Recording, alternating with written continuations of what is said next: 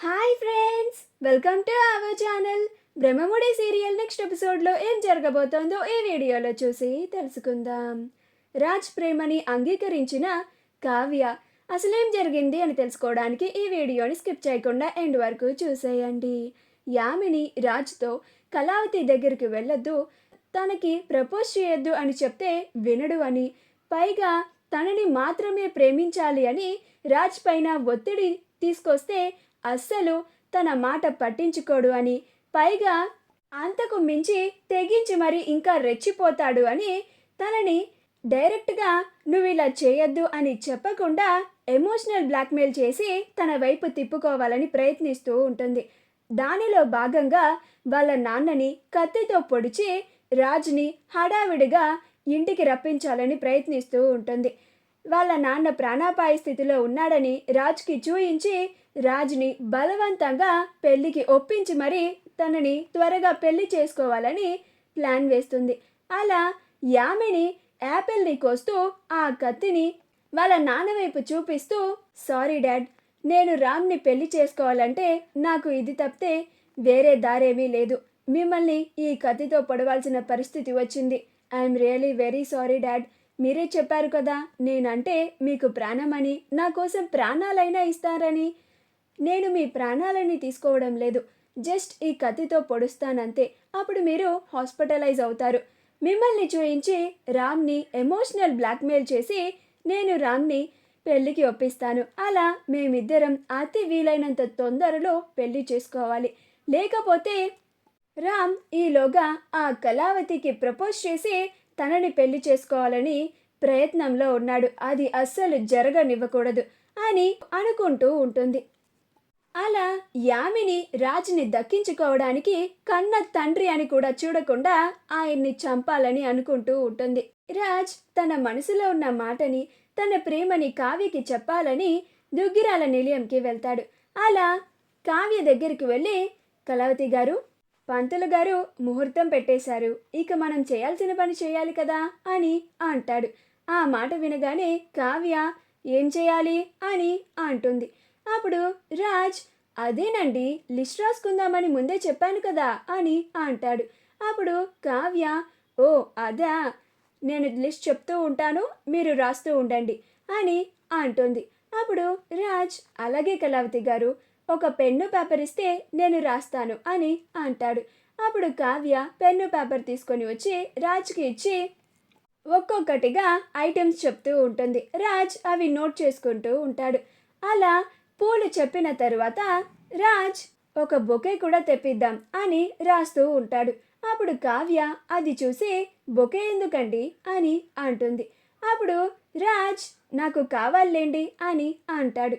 అప్పుడు కావ్య, హలో రామ్ గారు, శోభనం మా చెల్లికి, మా మరిది గారికి, మనకి కాదు అని పొరపాటున నోరు జారి అనేస్తుంది.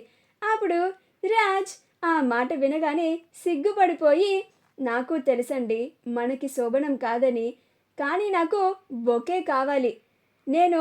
నాకు బొకే ఎందుకు కావాలో మీకు తర్వాత చెప్తానులేండి అని అంటాడు. అలా కావ్య ఐటమ్స్ అన్నీ చెప్పిన తర్వాత రాజ్ అవన్నీ నోట్ చేసి, ఇదిగోండి కళావతి గారు, మీరు చెప్పినవన్నీ రాశాను, ఇంకేమన్నా మిస్ అయ్యాయి ఏమో ఒకసారి మీరు చూడండి అని ఆ లిస్ట్ని కావ్యకి ఇస్తాడు. అప్పుడు కావ్య ఆ లిస్ట్ అంతా చూసి, ఓకే అండి, ఇవన్నీ తెప్పించేస్తాను అని అంటుంది. స్వప్న అప్పో కళ్యాణ్ల శోభనమని అప్పోని అలంకరించడానికి తన 7 వారాల నగలని బ్యాంక్ నుండి తెప్పిస్తుంది. అది తెలుసుకొని రాహుల్ ఎలాగైనా ఆ నగలన్నిటినీ కొట్టేయాలని అనుకుంటూ ఉంటాడు. అలా కావ్య అప్పో కళ్యాణ్ల శోభనంకి రూమ్ డెకరేషన్ చేయడానికి కావలసినవన్నీ తెప్పిస్తుంది. అవన్నీ వచ్చిన తర్వాత రాజ్ కావ్యలు ఇద్దరూ కలిసి డెకరేషన్ చేస్తూ ఉంటారు. కళ్యాణ్ని ప్రకాశం, సుభాష్లు ఇద్దరూ రెడీ చేస్తూ ఉంటారు. అప్పోని స్వప్న రెడీ చేస్తూ ఉంటుంది. అలా తన నగలన్నిటినీ బయట పెట్టి అప్పుని రెడీ చేస్తూ ఉంటుంది. రాహుల్ ఆ గది బయట నుంచి చాటుగా ఆ నగలని చూస్తూ ఉంటాడు. అబ్బా, ఆ నగలని చూస్తూ ఉంటే నాకు ఎంత సంతోషంగా ఉందో. వెంటనే ఎలాగైనా ఆ నగలని కొట్టేసి నా గర్ల్ ఫ్రెండ్కి ఇచ్చేయాలి, తనని నా సొంతం చేసుకోవాలి అని అనుకుంటూ ఉంటాడు. అలా ఆ నగలని ఎలా కొట్టేయాలా అని గది బయట నుంచి చూస్తూ ఉంటాడు. ఈలోగా రుద్రాని అటువైపు వెళ్తూ వెళ్తూ రాహుల్ గది బయట నుంచి తొంగి చూడడం చూసి, ఇదేంటి, వీడికేమైంది, ఇలా గది బయట నుంచొని చాటుగా తొంగి చూస్తున్నాడు, ఏం జరుగుతుంది అసలు అని రుద్రాని కూడా సైలెంట్గా రాహుల్ వెనక్కి వచ్చి ఏం చేస్తున్నాడా అని తను కూడా తొంగి చూస్తుంది. లోపలికి చూస్తే స్వప్న అప్పుని రెడీ చేస్తూ ఉంటుంది. ఓరి దొంగ వెదవా, నీ కన్నిప్పుడు అప్పు మీద పడిందా అని అనుకొని రాహుల్ తల మీద ఒక్కటి పీకుతుంది.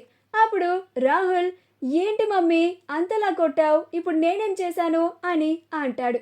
అప్పుడు రుద్రాని ఒక్క మాట కూడా మాట్లాడకుండా ముందు పద అని రాహుల్ని తన గదిలోకి లాక్కుపోతుంది. అప్పుడు రాహుల్, ఏంటి మామ్, ఏమైంది, ఎందుకు ఇలా లాక్కొచ్చేసావు నన్ను అని అంటాడు. అప్పుడు రుద్రాని, ఆ గది బయట నువ్వు ఎందుకు తొంగి చూస్తున్నావురా, ఎవరి కోసం అని అంటుంది.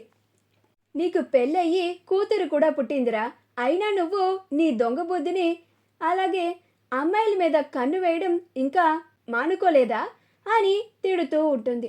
అప్పుడు రాహుల్, అమ్మో మమ్మీ నన్ను మిస్అండర్స్టాండ్ చేసుకున్నట్టుంది, నేను ఆ అప్పుకి లైన్ వేస్తున్నాను అని అనుకుంటున్నట్టుంది, మామ్ నువ్వు అనుకున్నట్టు కాదు, నేను స్వప్ననే చూస్తున్నాను అని కవర్ చేస్తాడు. అప్పుడు రుద్రాని, ఏంట్రా, నేను నీకు ఎలా కనిపిస్తున్నాను అని అంటుంది.